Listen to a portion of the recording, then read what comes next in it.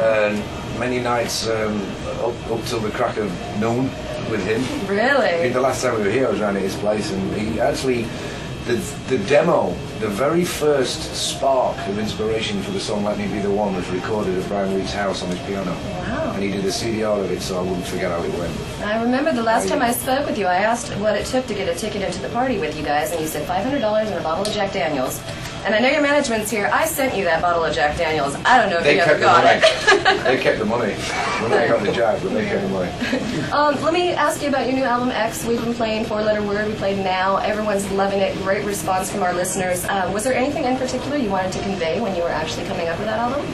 We wanted to make a pop record, believe it or not, that rocked, rather than a rock record that popped. Okay.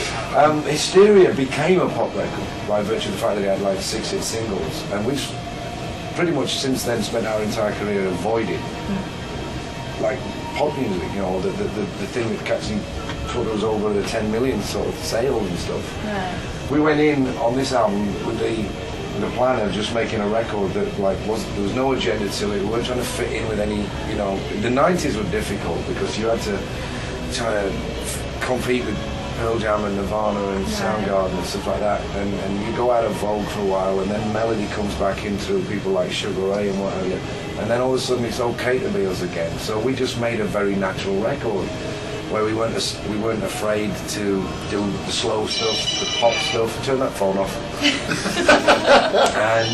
and then the heavy stuff as well. Right. You know, so it's very representative of what we are. I mean, we're not a metal band, and anybody that thinks we are misses the point. You know, we can rock with the best of them, but we also like to do the things like Love Bites and Long Long Way to Go and stuff like that, and mix them together. And the big harmonies, as much Beach Boys as they are Queen. You know, I mean, we have a much broader sense of musical direction, I think, than most rock bands do. So that was what we were trying to get across, is like, just let us be who we are, but don't try and pigeonhole us into being, you know, these 80s big hair metal bands that we never were in the first place. So is my hair bothering you then? No, your hair okay, it's not too big. And I wore this shirt for you, yeah, too. The shirt looks nice great. And sparkly. Well, I do have to say, too, in the 90s, I actually found you guys so refreshing with slang and Euphoria, Adrenalize, all of that stuff, because you didn't succumb to everything that Pearl Jam and Nirvana was, which was all about being depressed and wanting to slit your wrist. I mean, you guys are always hopeful. You always, no matter what, have just an upbeat sense about what you do, and I'm guessing that just comes from the heart, because when you perform, you're the same way. Yeah, we aren't naturally miserable people, which is kind of odd, because it rains just as much where we come from as it does in Seattle, which apparently has the highest suicide rate in the country. So I don't know why, but you know, I see the sense in all things musical when directions change. You know, there's no wonder Kurt Cobain went, you know, enough already. Where it was like, you know, all these bands that were like Leopard sound-alikes. I don't think he was particularly pissed off with us. Right. It was the 99 other sound-alikes that like made him want to have to do something different. Even when we were kind of getting introspective on like slang, there was still an uplifting kind of overall feel about it. Absolutely. That's just the way we are. You know, our glass is always half full here. I'm so glad too. And I do want to ask though, how has your songwriting or performing changed, if it has, throughout the last 22 years? Songwriting's changed a hell of a lot. We don't write riffs and then just put these like unmelodic vocal lines over the top. We actually base everything on the vocals and then put the guitars behind it on most stuff. I mean, obviously there's the odd thing, especially in the early days, where it was the other way around. And even on this album, with things like Cry and Scar, they're still very vocal-driven songs, even though there's a lot of guitars involved. Torn to Shreds? Same thing, you know, but if there's no room for melody, it gets altered and it gets rearranged. You know, we have to allow for the light and shade. So we just got better at what we're doing. Well, I'll tell you what, I was told a bunch of our KXOA listeners from 93.7 KXOA that we were going to be interviewing you, and so I invited them to ask some questions, and believe it or not, I don't know how, got an email from Darren in Cambridge, England. My God. Yes. Satellite, I suppose. And he wants to know which song is your current stage favorite to perform. Ooh, toughie, because we're not doing the same set every night. We're changing the set round as Right. well. We've barely done the same set twice. It's really difficult. A lot of it is down to crowd response. Something like Sugar, it always gets a great response. I'm actually enjoying Photograph more on this tour than I ever have on any other one. Might we hear anything from On Through the Night or High and Dry? Oh, you may hear things from High and Dry, yeah. Very cool. Yeah, absolutely. Very cool. I'm But looking forward it's to the new stuff Rocket. too. We do, we're doing a long version of Rocket, and that's fun to do. Right. It's a lot of fun to do. Fantastic. Well, how are you going to sum up the experience that we're about to have here tonight? What are you guys going to do for us?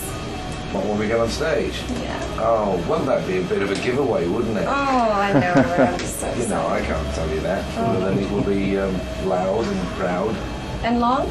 Yeah, oh yeah. We're still talking play- about music, right? We're Yeah. playing- oh, are we? Oh, yeah. Yeah, we play a long set. There's Very a cool. 22 songs plus. That's a long set. We play as many songs as the Stones have played. Oh, very cool. Well, I'll tell you what, on And behalf they've got of... more to choose from than we have. Not for long. I hope you guys keep going. You have no Well, intention of doing anything other than that. They right? are our inspiration, bands like the Stones and Aerosmith, who've, all due respect, are 10, 15, even almost 20 years older than we are. Yeah. And we've been around for a while.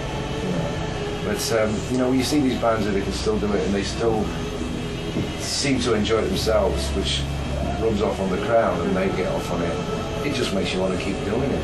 I mean, I've got nothing better to do. We'll definitely give you that support tonight on behalf of all your fans in Sacramento. Thank you so Oh, I much know for you will. never forgetting us, I should say.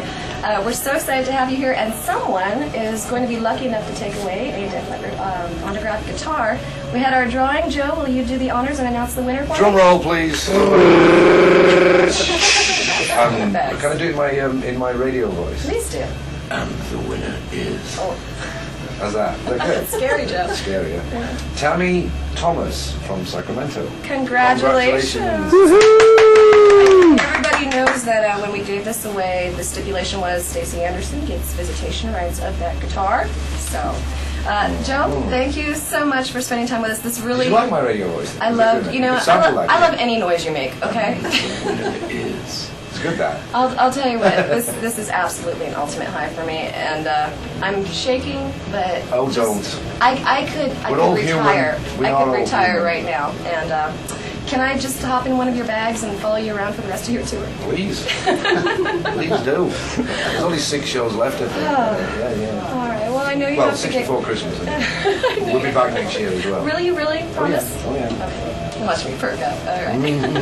Thank you so much. I know you have to My get pleasure. going, and I'm going to coerce you to get some stuff signed from you real quick. No problem Have a at all. moment. No problem. And I can't forget.